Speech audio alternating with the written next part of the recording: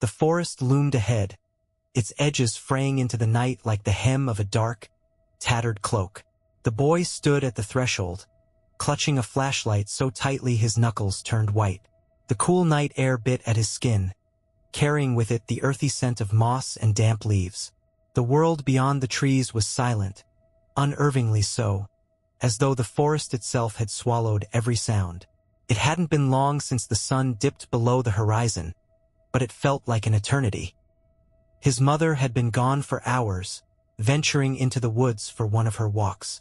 She always came back, her steps steady and unhurried, her expression calm and thoughtful. But tonight was different. Tonight, the minutes had stretched into hours, and the sinking dread in the boy's chest had grown heavier. He stepped forward, into the thicket, the beam of his flashlight slicing through the darkness. The first few steps were tentative, his sneakers crunching against dry leaves and brittle twigs. The sound seemed too loud, out of place, almost an intrusion in the eerie stillness. As he ventured deeper, the forest seemed to close in around him. The gnarled branches above knit together into a canopy so thick that the moonlight barely reached the ground. The air was heavy, cool, and damp, as if the forest had been holding its breath for centuries. A growing unease gnawed at him with every step. The silence pressed in, making his shallow breaths sound deafening in his own ears. There were no rustling leaves, no chirping crickets, no distant hoot of an owl. Just the unrelenting quiet that wrapped around him like a suffocating shroud. Then came the sensation. It was faint at first, a prickle at the nape of his neck, as if unseen eyes were tracing his every move. He stopped, his flashlight beam wobbling as he turned to look over his shoulder. The darkness stared back, empty and unyielding. The feeling didn't subside. It only grew stronger. His heartbeat thudded in his chest, a frantic rhythm that matched the urgency rising in his throat. He swept the flashlight around, the light catching on crooked tree trunks and tangled roots, but nothing else. Still, the sense of being watched refused to leave him. He pressed on, his steps more hurried now, the flashlight trembling in his hand. His footfalls echoed louder than they should have in the muffled stillness. The beam of light revealed the forest in fragmented pieces, twisted branches, patches of moss, the glint of wet leaves. Each fragment seemed strange, unfamiliar, as though the forest was shifting, becoming something alien the deeper he went. Then, from the depths of the silence, a sound emerged. It was faint, almost indistinct, like a whisper carried on the wind. The boy froze, his breath catching as his ears strained to catch it. The sound grew clearer, a rhythmic cadence that seemed to draw closer, though it was impossible to pinpoint its direction. There was something about it that felt familiar, yet it set his nerves on edge. The forest grew darker still, the faint beam of his flashlight struggling against the oppressive shadows. As the sound persisted, his pulse quickened. It wasn't just the eerie quiet or the oppressive darkness that unnerved him now. It was the growing certainty that something out there was waiting. The sound continued, weaving its way through the oppressive silence of the forest. It didn't belong here, yet it melded seamlessly into the suffocating quiet, as if the woods themselves had conjured it. Each step forward made the noise more distinct, its cadence unnatural, rising and falling in strange, uneven tones. The boy's flashlight trembled, its thin beam catching on twisted roots and gnarled branches that seemed to claw at the darkness. He kept walking, but his movements were hesitant, his breath shallow and quick. The air grew colder the deeper he ventured, the damp chill clinging to his skin. The sound morphed into something that clawed at the edges of recognition, like the faint echo of a voice heard through a thick wall. It had a rhythm, an ebb and flow, but it didn't feel right. Something about it was warped, stretched in ways that made his stomach twist. As he moved, the trees seemed to shift around him. Their trunks were thicker now, their branches more entangled, leaving only a narrow, crooked path ahead. The underbrush grew denser, the ground softer under his sneakers, as though the earth itself was reluctant to let him pass. His footsteps faltered as the sound became clearer. It was no longer just a murmur. It carried an inflection, a cadence that sent shivers racing down his spine. It seemed to call to him, pulling him further into the shadows. The flashlight's beam danced wildly as he turned his head, glancing over his shoulder again. The forest behind him was a solid wall of black, thick with silence and the ever-present sensation of being watched. His chest tightened. He felt small here, insignificant, as though the trees themselves were leaning in, their branches reaching, straining, waiting. He quickened his pace. The sound grew louder still, clearer with every step, and now he was certain. It was a voice, the kind of voice that should have filled him with relief, but instead, his blood ran cold. There was something distorted about it, an underlying wrongness that he couldn't shake. It carried a sharpness, an edge, like the scrape of a blade against stone. The path ahead narrowed further, forcing him to duck under low-hanging branches that snagged at his clothes. The damp, earthy smell grew stronger, mixing with something faintly metallic, a tang that lingered on the edge of his senses. His legs felt heavier with every step, as though the forest was sapping his strength. The voice was closer now, so near that it seemed to hover in the air around him. The flashlight's beam began to dim, the bulb flickering as the darkness pressed in, tighter and more suffocating than ever. And still, that feeling of being watched never left him. It was constant, unyielding, like the steady gaze of something unseen yet inescapable. The boy stopped again, his chest heaving as he fought to catch his breath. The silence around him was absolute, save for the faint crackle of dead leaves underfoot and the erratic hum of the failing flashlight. And then, without warning, the voice surged forward. It was unmistakable now, close, far too close. It was fractured, broken into strange, uneven syllables, but it held an eerie familiarity that sent icy tendrils racing down his spine. His pulse thundered in his ears as he scanned the shadows frantically. His flashlight flickered again, sputtering weakly before stabilizing. For a moment, he thought he saw movement in the distance, a flicker of something pale against the black. He froze. The voice was ahead now, unmistakably drawing him deeper. As the boy stepped forward, his breathing was shallow, the flickering beam of his flashlight barely piercing the thick darkness. Now his every movement felt heavy, his legs sluggish, as if the forest floor had become sticky, clinging to his boots with each step. The voice was so close it seemed to vibrate in the very air around him, soft and resonant but jagged at the edges. It tugged at him, pulling him along the narrower path, like an invisible thread wrapped tightly around his chest. The forest seemed to move with him. The trees were huddled closer together, their bark twisted and rough, and the branches intertwined like skeletal fingers, locking him in the path.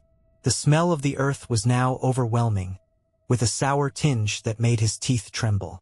The flashlight flashed again, weaker this time, its weak beam flickering as if the forest itself were absorbing its light. The shadows it cast seemed to stretch unnaturally, moving in ways they shouldn't. And then something snapped his attention. On the ground ahead, a faint glint of something white peeked out from beneath a tangle of roots. He hesitated, his stomach clenching. With trembling fingers, he pushed aside the damp leaves to reveal a piece of cloth. It was small and frayed around the edges, stained with something dark that wasn't quite dry. The pattern on the cloth was familiar, a flashback to countless mornings he had watched his mother tie a scarf around her neck before setting out. A wave of nausea washed over him as he clutched the shard in his hand. It was undeniable now that she was here, and something was very wrong. He stood unsteadily, the flashlight flickering as he tightened his grip on her hand. The voice called again, clearer and closer than ever. It seemed to echo from all sides at once, echoing through the thick air like a whisper carried by 1,000 invisible languages. His feet moved almost on their own, driven by a sick, desperate need to find her, to confirm what his heart already suspected. The path ahead darkened, the trees narrowing into an almost impenetrable thicket. His shoulders brushed against bark and branches as he pushed through, his movements frantic. The voice did not flinch. It beckoned him forward with the same distorted familiarity, more insistent each time. It was close enough now that it was almost a presence, as if the sound itself were alive, watching him. The air thickened even more, cold and damp on his skin, clinging to his face and clothes like a suffocating fog. Finally, his flashlight flickered pitifully before going out completely, leaving him in near-total darkness. Panic gripped him, his breathing quick and shallow, his hands fumbling to bring the light back to life. The faint glow returned, weak and unreliable, but enough to illuminate the trail ahead. And then he saw it. Just ahead, partially obscured by a wall of tangled branches, was a faint figure. Pale and featureless, it stood out brightly against the oppressive darkness of the forest. His heart pounded as he approached, each step weighed down by fear. The figure became clearer, a human figure, lowered and motionless, shrouded in the dim haze of the extinguished flashlight. The voice ceased, and the air became still. The forest seemed to hold its breath as he approached the figure. Each step he took felt heavier than the last, as though the air itself had turned to sludge, dragging at his limbs. The beam of his flashlight quivered, its light dim and uneven, but enough to cast shadows across what lay ahead. The figure was hunched over, slumped against the base of a massive tree, whose roots bulged and twisted like veins across the forest floor. The bark of the tree was blackened and cracked, oozing sap that glinted faintly in the weak light. He stopped a few feet away, his breath caught in his throat. The figure wasn't moving. Summoning every ounce of courage he had, he stepped closer, the soft crunch of leaves beneath his feet deafening in the suffocating quiet. His heart thundered in his chest, and a cold sweat dripped down the back of his neck. The flashlight revealed her fully now. It was his mother. She was slumped against the tree, her body twisted at an unnatural angle, as though she'd been dropped there like a discarded doll. Her clothes were caked in mud and torn in places, her hair matted with dirt and leaves. Her skin was pale, too pale, her lips tinged with a bluish hue that sent an icy shiver down his spine. For a moment he couldn't breathe. He couldn't think. His entire world narrowed to the sight of her lifeless form before him. Then his gaze shifted.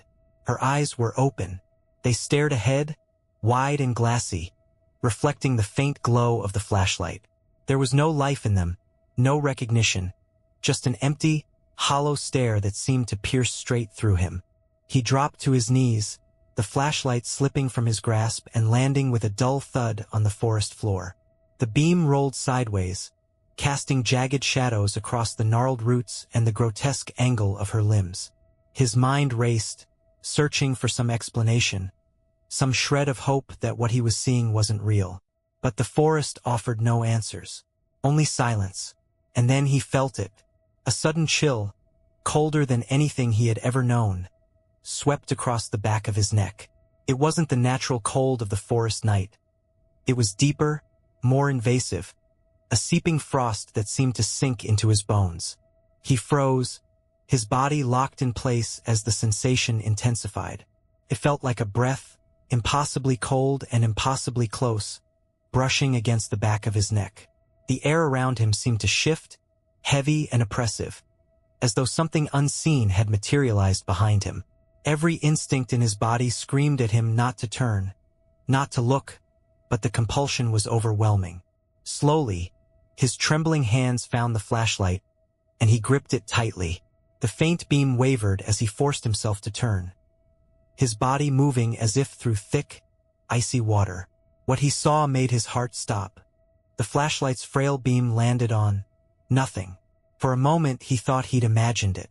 His breath hitched, and his pulse roared in his ears as he scanned the dark, jagged shapes of the forest.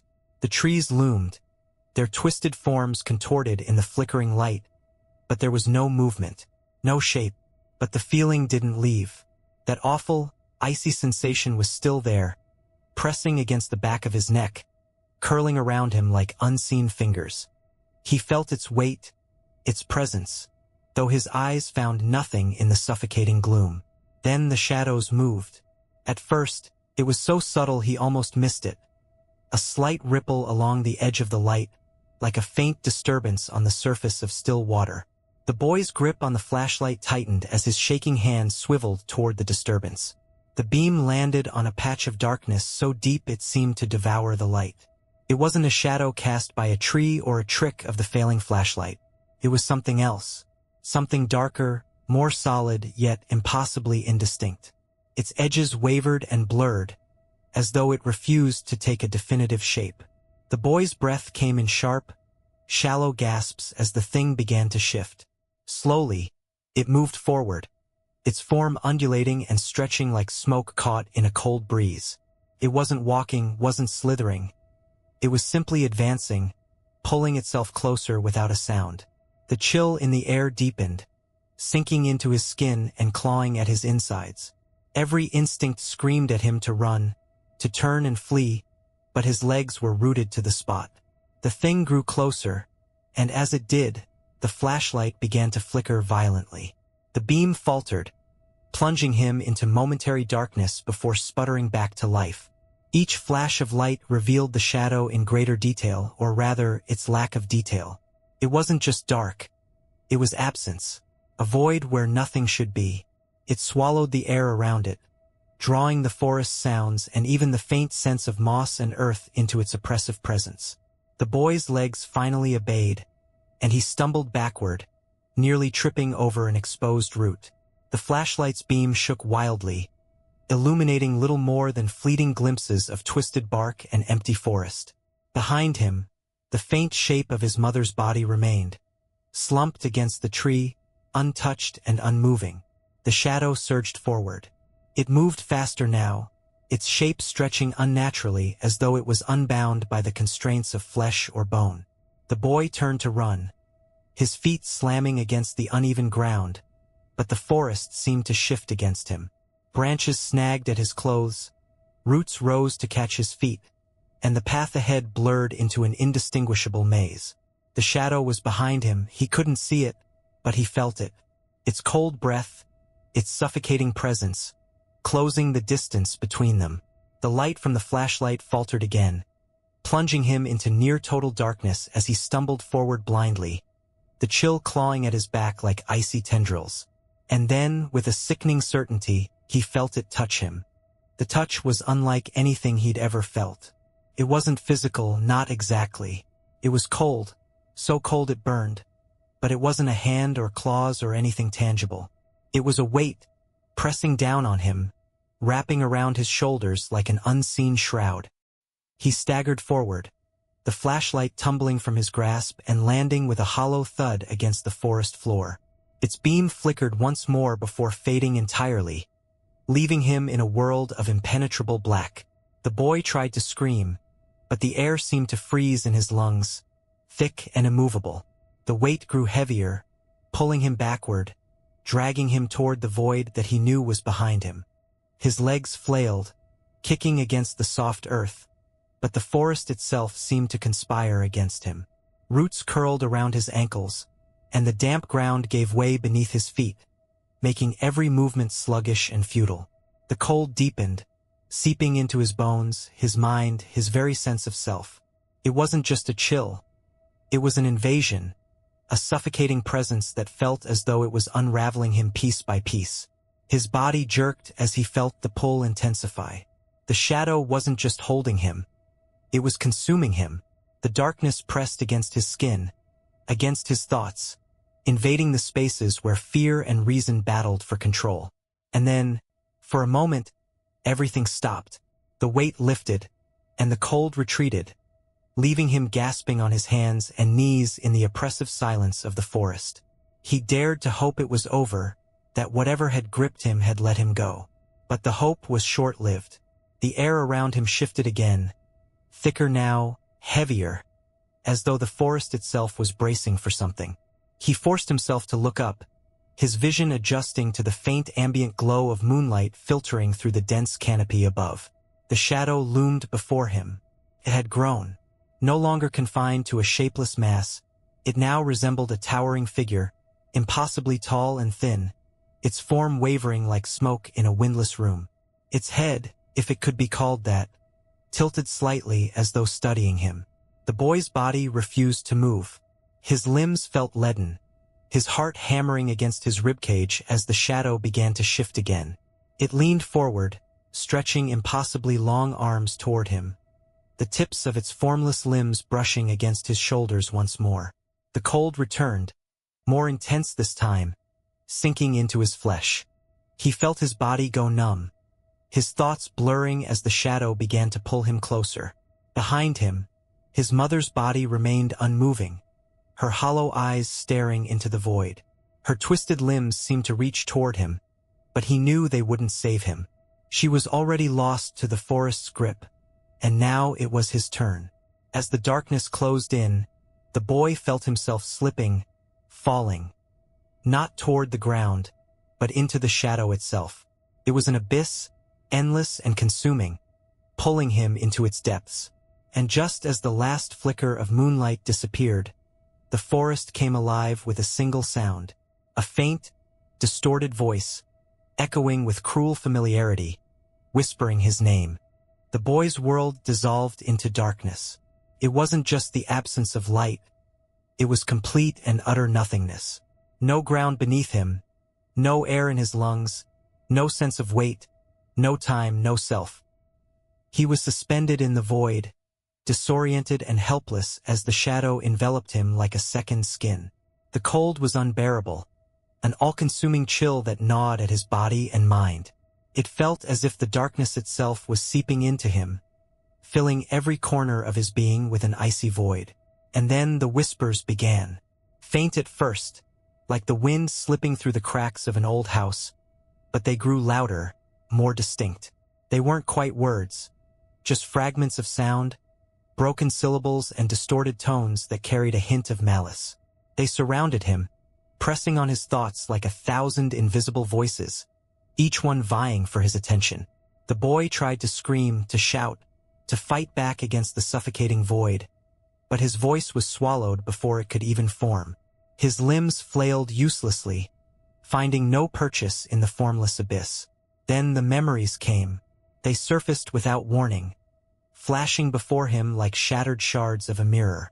The washes of his life, his mother's laughter in the kitchen, the warmth of her hand on his shoulder, the soft hum of her favorite tune, swimmed forward, but they were twisted, distorted. Her face had melted into something unrecognizable. Her laughter had turned into a cruel, mocking echo, and her touch had become cold and alien. The void had not simply seized him. It unraveled him, replacing memories with shadows and feelings with emptiness. As the whispers grew louder, one sound cut through them like a knife.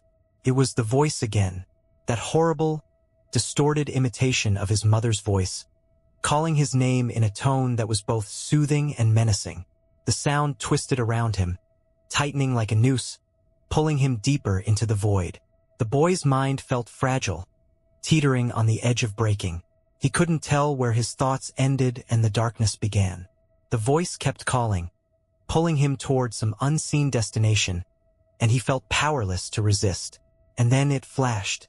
A faint, flickering glow cut through the darkness ahead. It was dim, unstable, like the dying embers of a campfire, but it was enough to catch his attention.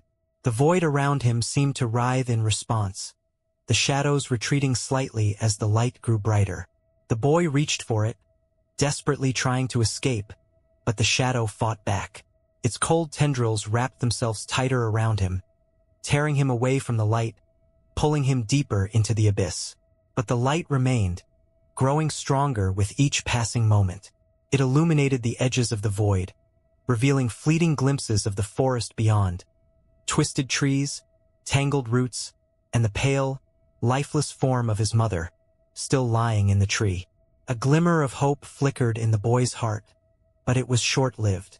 The shadow hissed, a sound that was neither human nor animal, and the light faded. The darkness surged forward, swallowing the faint glow that had completely enveloped the boy. He felt himself falling again, deeper and deeper, until the light was only a distant memory. The boy's descent into the void seemed endless.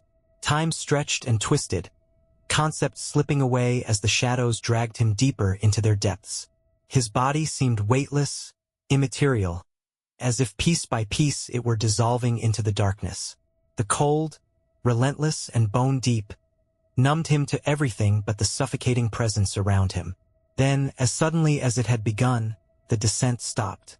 He was no longer falling, but the void remained. A silence weighed upon him, broken only by faint whispers that rose and fell like fleeting gusts of wind.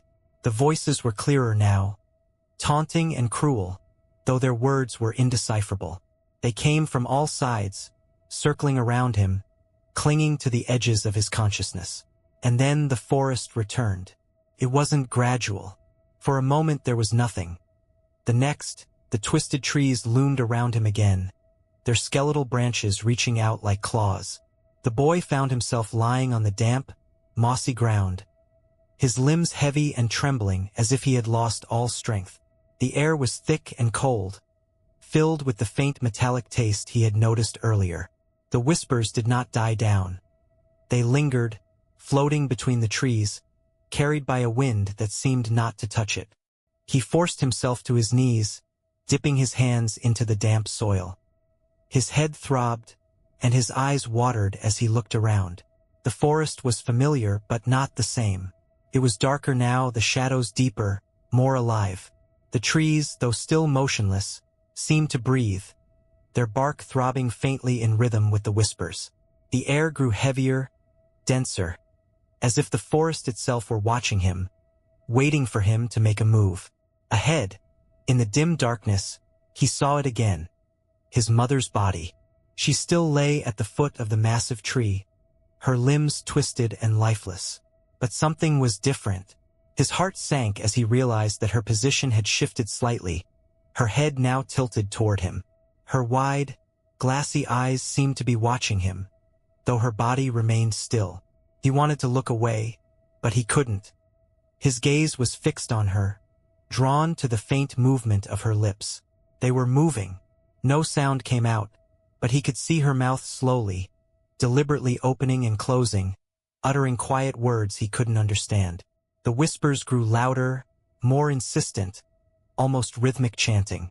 As the air grew colder, the shadow's oppressive presence returned, the boy's pulse quickening. Out of the corner of his eye he caught movement. It was subtle at first, a ripple in the shadow, a faint flicker at the edge of his vision. But it grew bolder, more distinct. The darkness seemed to coalescing into something solid, something alive. The boy staggered to his feet, his legs shaking beneath him. He wanted to run, but the forest conspired against him. The ground seemed to shift beneath his feet, roots twisting upward, creating a barrier that held him in place. The shadow stepped forward. It wasn't like before. It had grown, taken shape. It towered over him now, its form vaguely humanoid but grotesque, with limbs that were too long and a head that seemed to sway and move with every second. The whispers crescendoed, filling the boy's ears until it felt as if his skull would crack from the pressure. The shadow raised one of its long arms, its form reaching out toward him with incredible speed. The boy turned to run, but his legs would not move.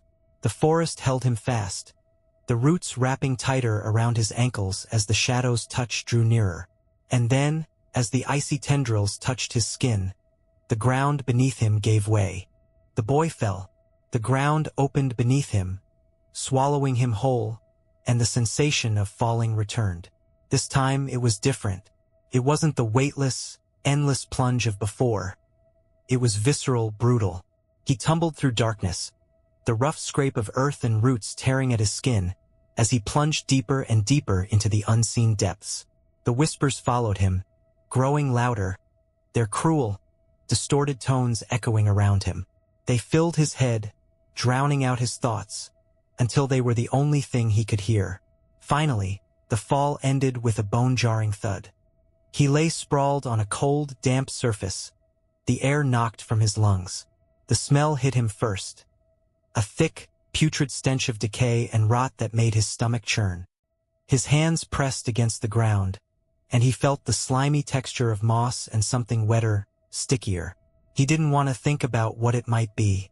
The whispers had quieted, retreating into the edges of the suffocating silence that now surrounded him. The boy forced himself to sit up, his head pounding and his body aching from the fall. The space around him was vast and cavernous, but it felt wrong.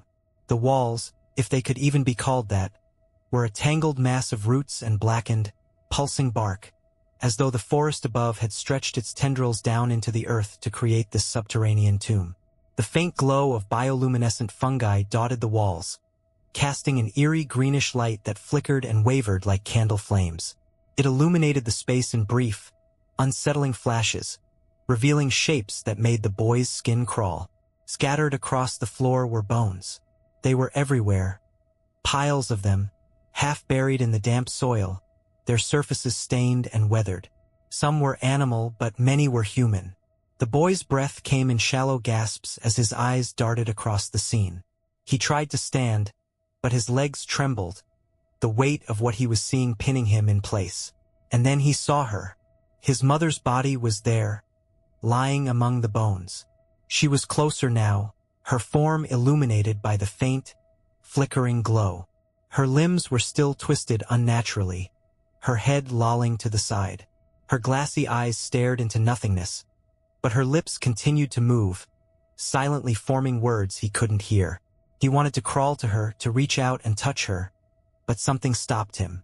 A primal instinct screamed at him to stay back, to not go any closer. The whispers returned, faint at first, then rising in a slow, deliberate crescendo. They weren't coming from the walls or the shadows. They were coming from her. Her lips moved faster now, the words still inaudible but frantic.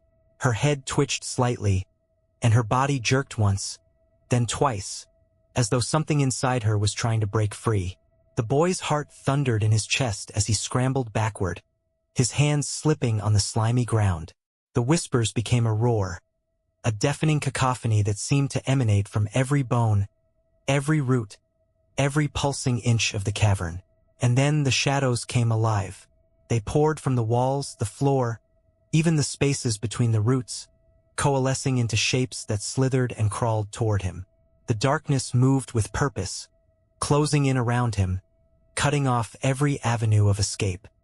He turned his gaze back to his mother, and for the briefest moment, he thought he saw her eyes shift, just a flicker as if she had seen him.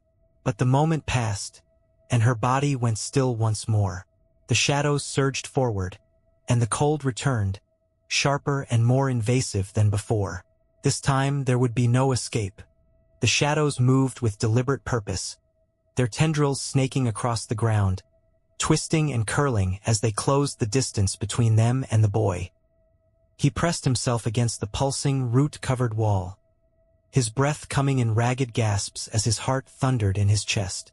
The dim, flickering light from the fungi cast grotesque, shifting shapes across the cavern, distorting reality into something incomprehensible. The boy's gaze darted to his mother's body. Her head lolled unnaturally, her hollow eyes staring upward. For a moment, the whispers seemed to fall silent, leaving a suffocating void in their place. Her body jerked violently, her limbs twisting and convulsing as though controlled by invisible strings. Her chest heaved, not with breath, but with some unnatural force that seemed to animate her lifeless form. Her mouth opened wide, too wide, revealing darkness that stretched impossibly deep. From her gaping maw, the whispers poured forth, louder now, echoing through the cavern with a maddening intensity. They weren't just sounds anymore. They were words, fragmented and distorted, yet carrying a weight of malice that made the boy's blood run cold. The shadows surged forward, their tendrils wrapping around the boy's legs, pulling him toward the center of the chamber.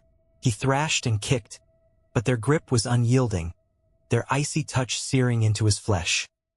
He clawed at the roots, desperate to find something to hold on to, but the ground beneath him shifted and gave way, as though the forest itself was conspiring against him. His mother's body rose from the ground, lifted by the shadows as if she were a puppet. Her limbs dangled limply, and her head twisted toward him in a motion that was both grotesque and mechanical. Her lips moved again, and this time he heard it. A single word, spoken in a voice that was not her own, yet carried the terrible weight of recognition. "Stay!" The boy's scream was swallowed by the cavern as the shadows enveloped him completely. The cold was unbearable now, a searing frost that tore through him, not just physically, but mentally. He felt his thoughts unraveling, his memories slipping away like leaves in a storm. His mother's body hung suspended above him, her empty eyes locked on his, her mouth still moving in silent incantation. The whispers became a roar, a deafening tide that drowned out all sense of self. And then, just as the darkness consumed him, the cavern fell silent. The search party found nothing but the faint imprint of footsteps leading into the woods. No boy, no woman, only an eerie, unnatural silence that clung to the trees like a warning. Days turned to weeks, and the town whispered of the boy and his mother, of the cursed forest that had claimed them both. The search was eventually called off, the case closed with no answers, only a haunting absence that lingered in the hearts of those who knew them. And deep within the forest, beneath the tangled roots and ancient trees, the cavern remained. Its shadows shifted and writhed, waiting for the next soul to stumble into their embrace. The whispers never truly stopped. They were always waiting,